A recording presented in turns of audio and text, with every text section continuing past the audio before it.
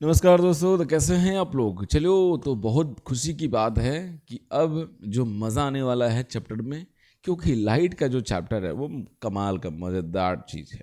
ठीक है बड़ो बच्चों, मैं आपको इस रिफ्लेक्शन का जो न्यूमेरिकल्स प्रॉब्लम है ना, वो कमाल की चीज़ें हैं। और मैं आपको ऐसे ऐसे मालूम चलेगा आपको, उसमें टेंशन नहीं लेना है, क्योंकि इस बार जो क्वेश्चन जो आने वाला है ना, बड़ा मज़ेदार है और केस बेस्ड क्वेश्चंस रहने का चांस है, बिल्कुल है इससे। ठीक है, अगर नहीं भी है तो बच्चों एक काम करना है आपको। क्या करना है मालूम है ना, आपको करना ये है कि इसके जितने भी रे डायग्राम है ना, 6 का 6 रे डायग्राम हो जाता है किसका, आपको कनकेव मिरर का। और कन्वेक्स मिरर का जो है ना 2 रे डायग्राम है, यानी कुल मिलाकर के 8 हो गया। तो आठों को ब्रेन में डाल लो भाई। ठीक है, ब्रेन में पूरी तरह से आप जैसे हो एकदम लगातार उस पर फोकस कर करके। अगर नहीं भी है तो कोई दिक्कत नहीं है, नो झंझट, कोई टेंशन नहीं लेना है।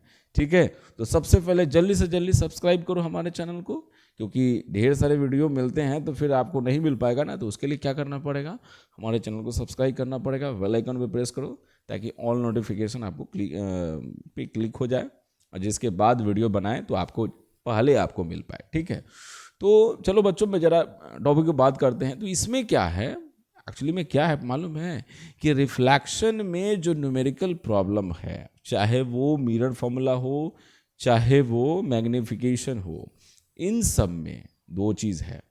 कितनी चीज़ है? दो चीज़ है। एक चीज़ हो गया, यानी कि दो इक्वेशन है तो दो ही चीज़ ना होगा बच्चों, इसलिए। ठीक है, और आपको क्या करना है कि उसको रिलेट करना है। तो कैसे रिलेट करना है मैं आपको बताता हूँ। चलो ठीक है, तो देखो यहाँ क्वेश्चन में सबसे पहले लिखा क्या है कि एक ऑब्जेक्ट का यहाँ पर जो डिस्टेंस है ना, जो ऑब्जेक्ट का डिस्टेंस कितना है, माइनस है। ऑब्जेक्ट का डिस्टेंस मालूम है ना, वो साइन कन्वेंशन को आप लगाते जाना है। ठीक है, तो साइन कन्वेंशन आप जितना ज़्यादा यूज़ करोगे वो आपके लिए फ़ायदा होगा। तो हेयर यू जो है यहाँ पर, ये यू हो गया कितना है, माइनस हो जाएगा कितना है, देख लो क्या है कि an object is place at a distance of 12 centimetre. ठीक है, तो ये हो गया यहाँ पर 12 सेंटीमीटर हो गया फ्रॉम अ कनकेव मिरर। ठीक है, देखो ये लिख दिया कनकेव मिरर, अगर नहीं भी लिखता ना तो भी कोई दिक्कत नहीं था, ये लिख दिया, इसके कारण से आपको समझ में आ गया या तो ये रियल होगा या तो ये वर्चुअल होगा। बात समझ में आया? बिल्कुल सही जवाब।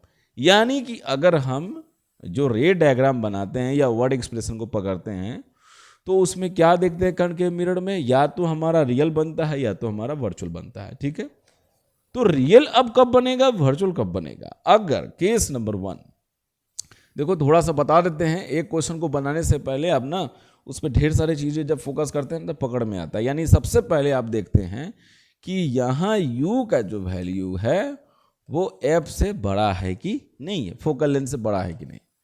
ठीक है ना, फोकल लेंथ से बड़ा है कि नहीं है, पहला नंबर बात यही। और अगर u का वैल्यू जो है फोकल लेंथ से छोटा है, ठीक है, किससे छोटा है, फोकल लेंथ से, है ना, तो ये हो गया फोकल लेंथ से छोटा है, यानी कि ये हो जाता है आपका वर्चुअल हो जाता है। ठीक है, और यहाँ जो बनेगा वो आपको क्या हो जाएगा, रियल हो जाएगा। ठीक है, इसीलिए तो मैं आपको बताया था बच्चों कि ऐसा देखो, ये u से बड़ा u से छोटा, ये ऐसा क्यों हम बोल रहे हैं, इसलिए बोल रहे हैं ताकि आप क्या करेंगे मालूम है, जरा देख लो क्या करेंगे। Here u is equal to, है ना, -12 सेंटीमीटर, और इसका कितना है, रेडियस ऑफ कर्वेचर दे रखा कितना है, यहाँ पर दिया है रेडियस ऑफ कर्वेचर कितना, किसका है रेडियस ऑफ कर्वेचर, कनकेव का है, कितना है, -16 सेंटीमीटर। जब 16 सेंटीमीटर है इसलिए फोकल लेंथ कितना हो जाएगा, यहाँ से फोकल लेंथ कितना होगा, -8 सेंटीमीटर। तो आपने क्या देखा यहाँ पर कि यहाँ पर है, ऐसे भी है कि सिंस यहाँ पर Q is greater than F, समझ गए, U जो है वो F से बड़ा है, यानी कि थोड़ा सा बड़ा डिस्टेंस पे जा रहा है, इसलिए ये क्या हो जाता है, this is therefore this image, है ना, दिस इमेज इज रियल। ठीक है, ये रियल हो गया, समझ गए। और आप जरा याद करो, आप जरा याद करो कि यू जो है अगर एफ से बड़ा है, ठीक है, और रेडियस ऑफ कर्वेचर से क्या है, छोटा है, ठीक है, तो समझ में आ गया ना कि रेडियस ऑफ कर्वेचर यानी कि अगर हम रे डायग्राम बनाएं इस पे, है ना, रे डायग्राम बनाएं, ये हमारा यहाँ पर जो हो गया पोल हो गया, ये फोकस हो गया, और ये हमारा जो हो गया सेंटर ऑफ कर्वेचर, वही आपको यहाँ से यहाँ का डिस्टेंस रेडियस ऑफ कर्वेचर होता है। तो ऑब्जेक्ट यहाँ से यहाँ तक का 8 है और 12 आएगा इसके बीच में, तो ऑब्जेक्ट कहाँ है, समझ गया ना, सेंटर ऑफ कर्वेचर और फोकस के बीच में है। तो जाहिर सी बात है इमेज का वैल्यू कहाँ आएगा, रेडियस ऑफ कर्वेचर से बड़ा आएगा। बात समझ गया ना। तो इसीलिए मैंने आपको बताया कि आपको क्या करना है, क्वेश्चन को ऐसे रिलेट करना है, ठीक है। अगर आपको ये रे डायग्राम याद रहता है तो बहुत बच्चों ज़्यादा इजी हो जाता है, एकदम इजी हो जाता है, टेंशन नहीं लेना है। इसलिए तो बोल रहा हूँ कि आपको जो भी क्वेश्चंस होता है वो आप क्या करना है, रे डायग्राम रखना है और ज़रा चेकआउट करना है कि यू ए वी एफ जो भी दे रखा हुआ है उसको आप रिलेट करो। फिर उसके बाद आप खुद देखो कि रियल बनेगा, रिलेशन जैसे ही बांटोगे तो पकड़ में आ जाएगा कि हाँ ये रियल बना रहा है या वर्चुअल बना रहा है। अगर यहाँ पर u का वैल्यू जो है ना f से क्या रहता, छोटा रहता, तब तो इसके बीच लाइज करता, और इसके बीच लाइज करेगा तो कहाँ बनेगा, इसके इस पार में बनेगा, इसको इस पार में, उसी जैसे ऑब्जेक्ट है उसी की तरफ में बनेगा, तो इरेक्ट बन जाता है। लेकिन इस केस में क्या बन जाएगा, इन्वर्टेड बन जाएगा। तो यहाँ निकालना क्या है, देख लो, यहाँ पोजीशन ऑफ द इमेज निकालना है, यानी हम निकालेंगे क्या चीज़, यहाँ पर v निकालेंगे, ठीक है। तो v जाहिर सी बात है किससे बड़ा आएगा, r से, गारंटेड है ज़्यादा आएगा। कारण है कि आप देख लीजिए यहाँ से कि जैसे ही ये इधर जाएगा और फिर दूसरा रेज हम यहाँ से लेंगे, ठीक है, यहाँ से आप ले लीजिए इसको ले लेते हैं यहाँ से, ये आपको यहाँ से लिया हमने, और दूसरा लेने के बाद में जितना एंगल इधर बना उतना ही एंगल बनाते हुए ये जाएगा यहाँ से, है ना, ये हो गया, समझ गए। इस तरह से बन गया आपको, तो टेंशन नहीं है, वही बात मैंने आपको बताया। तो यानी जो भी का जो वैल्यू आएगा वो किससे होगा, रेडियस ऑफ कर्वेचर से बड़ा आएगा, यानी 16 सेंटीमीटर से ज़्यादा आएगा। ज़रा देखते हैं, है ना, इसमें कैसे आएगा वैल्यू, जरा हम निकालते हैं आपके सामने में, तो आपको भी पता चलेगा कि हाँ इसमें क्या है।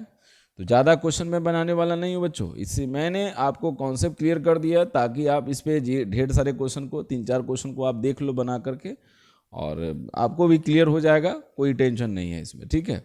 तो इसलिए क्या हो जाएगा यहाँ से, यूजिंग मिरर फॉर्मूला, ठीक है, मिरर फॉर्मूला, ठीक है। तो इसमें क्या हो जाएगा, यहाँ से 1/v + 1/u = 1/f, ठीक है, 1/f हो गया। तो यहाँ पर 1/v तो दिया हुआ नहीं है, आप उसको उधर ले जाइए, तो 1/ यहाँ पर ये हो जाएगा माइनस में। अब ये वैल्यू आपका माइनस में दे रखा हुआ है ना, माइनस में दिया हुआ है, कितना है ये वैल्यू, कितना है फोकल लेंथ का, -8 है, 1/8 कर दिया, और माइनस प्लस है, ये हो गया कितना, 1/12 हो गया। यहाँ से वैल्यू कितना आ जाएगा, यहाँ पर देख लो, ये हो जाएगा कितना, 24 हो जाएगा, 8 तरीका 24 हो जाएगा, 12 दूनी 24 हो गया, यानी वैल्यू कितना आ गया यहाँ से, ये आ गया -1/24। तो 1/v है, इसलिए v बराबर कितना हो जाएगा यहाँ पर, v बराबर जो वैल्यू आएगा यहाँ पर कितना, -24 सेंटीमीटर हुआ। तो मैंने आपको कहा ना कि क्या हुआ, यहाँ पर डबल हो गया। बात समझ गए। तो इस तरह से आप क्वेश्चन को बनाना चाहो तो बना सकते हो, इजी हो जाता है, ठीक है। रे डायग्राम कोई बेवकूफ़ी चीज़ नहीं है बच्चों, उसको कि थोड़ा सा ज़्यादा कर लिए, वो अकेले इन सारे चैप्टर को लपेटने वाला है। चाहे वो यूज़ की बात करे तब, चाहे वो आपको इससे रे डायग्राम से रिलेट करना चाहो तब। अगर आपको एग्जामिनेशन में मार्क्स चाहिए बच्चों तो रे डायग्राम को आप ज़बरदस्ती लपेट करके बनाओ उसको, नहीं भी देता है ना, तो खींचने में क्या करना है, दे दनादन लेकर के उसको खींच दो लेकर के, और जल्दी से समझ में आया। कहीं ना कहीं आप बनाओगे, जरा बातों को समझना, कहीं ना कहीं उसके दूसरे वाले कहीं रफ में बनाओगे, उससे अच्छा है कि उसी पेज में उसका पिक्चर बना डालो लेकर के, जिससे आपको ईजी हो जाएगा। सोचने से ज़्यादा और उसके बाद पेज पलटने से ज़्यादा टाइम बर्बाद होता है, उससे अच्छा है कि जल्दी से जल्दी बना करके ख़त्म कर लीजिए। समझ गए? तो जल्दी से वीडियो को आप लाइक कीजिए और सब्सक्राइब कीजिए जल्दी से, ठीक है। चलिए दूसरा क्वेश्चन मैं आपको दिखाता हूँ। इस क्वेश्चन में देखिए क्या है, हाइट दिया हुआ है, ठीक है। फिर से वही बात है, इस क्वेश्चन में क्या दिया, हाइट दिया। तो इस वाले हाइट वाले में क्या है, देख लीजिए, ऑब्जेक्ट का हाइट 2 सेंटीमीटर है और डिस्टेंस है 15 सेंटीमीटर है, ठीक है। और फिर यहाँ पर है कनकेव मिरर का फोकल लेंथ है 10 सेंटीमीटर, यानी फिर से यहाँ पे देखो स्केल डायग्राम हो गया एक। चलिए हर क्वेश्चन को मैंने इसीलिए तो दिया है, इसमें स्केल डायग्राम हो गया, ठीक है। अब मुझे बताओ, जैसे यहाँ पर आपका मान लिया जाए कि 2 सेंटीमीटर है, 15 सेंटीमीटर का हो गया, तो अगर आप यहाँ से बना रहे हो ऐसा, तो आपको क्या करना चाहिए, ज़रा मुझे बताइए। आपको क्या करना चाहिए, यहाँ पर आपको करना ये चाहिए कि इसको ना स्केल से यूनिट में आप मान लो, उसको यूनिट में 15 सेंटीमीटर है ना ऑब्जेक्ट का, और फोकल लेंथ 10 सेंटीमीटर का है, तो आपको क्या करना है, 1 यूनिट बराबर, है ना, 1 यूनिट बराबर कितना लेना है, 5 सेंटीमीटर लेना है। समझ गए? 5 सेंटीमीटर लेना है, ताकि आप 2 यूनिट में खींच सको आराम से।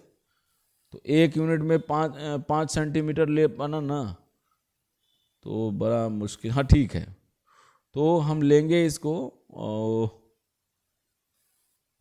10 सेंटीमीटर है तो थोड़ा सा बड़ा हो जाता है, पेपर उतना नहीं हो पाएगा, तो हम क्या करेंगे इसको, 2 यूनिट, ठीक है, ऐसा करते हैं इसको, मतलब यहाँ पर हम एज्यूम करेंगे, लिखना पड़ेगा 1 यूनिट, यानी कि 2 यहाँ पर सेंटीमीटर को हम क्या करेंगे, 5 सेंटीमीटर बनाएंगे, ठीक है। 2 क्योंकि थोड़ा सा बड़ा रहेगा ना, थोड़ा सा इजी हो जाएगा, ठीक है। और 4 सेंटीमीटर होगा तो आपको कितना मिल जाएगा, 10 मिल जाएगा। अगर 6 रहेगा तो यानी 3 साइड में बन गया, यहाँ 15 सेंटीमीटर हो गया।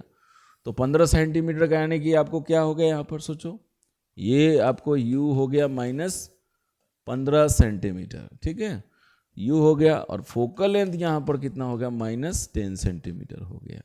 तो जरा देखो दोनों का हाल क्या है जनाब, दोनों का हाल क्या है। फिर यहाँ पर u जो है f से बड़ा है, ठीक है, तो f से बड़ा है, जाहिर सी बात है, जब f से बड़ा है तो हो सकता है कितना बड़ा है, मतलब u जो f से बड़ा है और रेडियस ऑफ कर्वेचर से क्या है, छोटा है, क्योंकि 10 का डबल करते हैं तो 20 मिलता है, 20 मिलेगा, है ना, 20 मिलेगा किसका, रेडियस ऑफ कर्वेचर का। तो रेडियस ऑफ कर्वेचर और फोकल लेंथ के बीच में है, जाहिर सी बात है। तो क्या होगा यहाँ पर, ठीक, रेडियस ऑफ कर्वेचर से ज़्यादा वैल्यू आएगा v का, ठीक है। तो यहाँ से हम, इसीलिए मैंने आपको क्या किया यहाँ पर कि 2 सेंटीमीटर को हम 5 सेंटीमीटर मानेंगे वहाँ पर, मतलब यहाँ पर ऐसा क्यों बोला है, स्केल डायग्राम की बात कर रहा है, ठीक है, क्योंकि 5 सेंटीमीटर 15 सेंटीमीटर बहुत बड़ा हो जाता है बच्चों, यानी कि एक्चुअल में आपको बनाना है उसमें, ठीक है। तो स्केल मेजरमेंट से इसलिए हम 2 सेंटीमीटर को 5 सेंटीमीटर मानेंगे वहाँ पर, और जैसे ही 6 सेंटीमीटर जैसे यहाँ पर आएगा तो हम क्या करेंगे, यानी यहाँ पर, तो देख लो यहाँ पर फोकल लेंथ कितना है, 10 है, तो ये 2 सेंटीमीटर पे आ गया पूरा का पूरा, है ना, ये आपका हो गया। और फिर उसके बाद में आपको 15 सेंटीमीटर हो गया, ठीक, यानी कि ये यहाँ रहेगा ऑब्जेक्ट, है ना, इसको भी हटा देते हैं। इसके बाद यहाँ से है, तो ये हो गया, और फिर यहाँ पर आपको C हो गया, ऑब्जेक्ट यहाँ पे है, और रिफ्लेक्शन के बाद यहाँ से रे जाएगा, दूसरा रेज आप इसके थ्रू भी पास करवा सकते हैं, जो फिर भी आपको कहाँ मिलेगा, यहाँ पे मिलता है, ठीक है। तो ये यहाँ पे हो गया, तो इसका क्या हो जाएगा, यहाँ से आप आसानी से निकाल सकते हो, भी निकाल लो, ठीक है। तो यहाँ पर क्या क्या दिया से समझ में आ गया ना, u मिला हुआ आपको है ही, ठीक है, और आपको क्या करना है, यहाँ से आपको यहाँ पे करना ये है कि यहाँ से आपको मिरर फॉर्मूला का इस्तेमाल करना पड़ेगा। तो क्या करेंगे, यहाँ से यूजिंग मिरर फॉर्मूला, है ना, मिरर फॉर्मूला क्या हो जाएगा, 1/v plus 1/u is equal to 1/f। ठीक है, तो यहाँ पर हमारा 1/v equals to 1/f minus 1/u हो गया। तो हम इसको क्या करेंगे, यहाँ से करेंगे, यहाँ लिखते हैं। तो 1/v तो हमें नहीं पता, लेकिन f मालूम है, -1/10 हो गया, और माइनस है ही ऑलरेडी, माइनस में -15 हो जाएगा तो कितना होगा, ये हो गया। इसका एलसीएम कितना हो जाएगा, 30, और 30 होने के बाद में यहाँ पर कितना लिखेंगे, 10 × 30, 15 दूनी 30, वैल्यू मिल गया -1/30, 1/v बराबर, यानी v बराबर कितना हो जाएगा, -30 सेंटीमीटर हो गया। ठीक है, इसलिए हम मैग्नीफिकेशन भी हमको निकालना है ना यहाँ पर। तो रे डायग्राम से क्या निकालना है, find the length of the image, length of the image वो भी निकालना है। तो आप आसानी से क्या कर सकते हैं, m बराबर क्या हो जाएगा, -v/u हो जाएगा। तो माइनस तो ऑलरेडी है ही, ये यहाँ पर समझ गए ना, यहाँ पे माइनस तो ऑलरेडी है ही, तो माइनस माइनस कितना हो जाएगा, +30, और u जो हो गया हमारा कितना है, 15 है। ठीक है, तो यहाँ पर हमारा hi/ho हो गया। ठीक है, तो यहाँ पर क्या लिखेंगे, 30/15, है ना, और यहाँ पे हमारा -15 था, माइनस यहाँ पे किया, और hi हमें तो पता नहीं hi कितना है, लेकिन हमारा ऑब्जेक्ट कितना है, 2 सेंटीमीटर है। तो 15 दूनी 30 हो गया, तो इसका डबल में रेशियो में है ही, तो इसलिए hi भी कितना हो जाएगा, वो भी माइनस में है ही, तो -4 सेंटीमीटर हो जाएगा। ठीक है, और ये माइनस जो दिया है ना यहाँ पर बच्चों, माइनस जो दिया है वो किसका है, रियल का है। ठीक है, जिसके कारण से वो रियल और इन्वर्टेड बन रहा है। बात समझ गए, तो इसमें किसी तरह की कोई दिक्कत नहीं है। तो आपको समझ में आ गया होगा कि कैसे हम क्वेश्चंस को सॉल्व करते हैं। ठीक है, तो इसमें कहीं से भी कोई दिक्कत नहीं होगी बच्चों। इसमें सबसे पहले आपको क्या करना है ना, रे डायग्राम मस्ट है कि आप उसको ब्रेन में रख लीजिए, वो बहुत ज़्यादा आपके लिए हेल्पफुल है। ठीक है, तो आप अगर अभी तक हमारे चैनल को सब्सक्राइब ना किया है तो प्लीज़ सब्सक्राइब कीजिए और बेल आइकन को ज़रूर प्रेस कीजिए, ताकि नेक्स्ट वीडियो का नोटिफिकेशन आपको पता चलेगा। ठीक है, अब देखिए इसमें, अब यहाँ पर जो क्वेश्चन है इसमें क्या किया है, the image of an object place 60 centimetre from a concave mirror is formed at a distance of 24 centimetre. देखो यहाँ पर ऐसे क्वेश्चन में ना बच्चे क्या करते हैं ना, जैसे मैंने अभी आपको थोड़ा सा गलती पढ़ दिया, यहाँ पर जो ऑब्जेक्ट जो प्लेस किया हुआ है ना, जो ऑब्जेक्ट यहाँ पर, ऑब्जेक्ट का डिस्टेंस यहाँ पे 16 है, और इमेज फॉर्म क्या नहीं देख रहे हो कि formed at a distance of 24 centimetre, है ना। इमेज कितने सेंटीमीटर पर है, 24 सेंटीमीटर पर। तो यहाँ फोकल लेंथ को निकालना है, तो दो तरह से आपको यहाँ समझना है, यानी एक केस इसको रियल बनाना है यहाँ पर, ठीक है, और दूसरा केस में हो जाता है इसको वर्चुअल बनाना है। ठीक है, इस केस में वर्चुअल बनाना है। तो वर्चुअल बनाने के लिए इसलिए तो बोल रहा है कि ऑल पॉसिबल फोकल लेंथ, तो कनकेव का यहाँ पर है कि all calculate the possible focal length of the concave mirror from this information. तो फोकल लेंथ तो इसका नेगेटिव तो होगा नहीं, इसलिए यहाँ पर एक बात है, यहाँ पर चलो देखते हैं पहले, उसके बाद आपको समझ में आएगा यहाँ पर कि करना क्या है। तो सबसे पहले हम क्या करेंगे कि फोकल लेंथ निकाल लेंगे। ठीक है, चलो ठीक है, तो फोकल लेंथ निकालने का मतलब हो जाता है यहाँ पर देखो कनकेव मिरर में दोनों बनता है, रियल भी बनेगा वर्चुअल भी बनेगा। तो सबसे पहले यहाँ पर क्या करेंगे, देखो हम शॉर्ट में हम आपको बना रहे हैं ताकि आपको फ़ायदा रहेगा यहाँ पर कि वैल्यू आप लिख सकते हो। तो 1/v plus 1/u is equal to 1/f।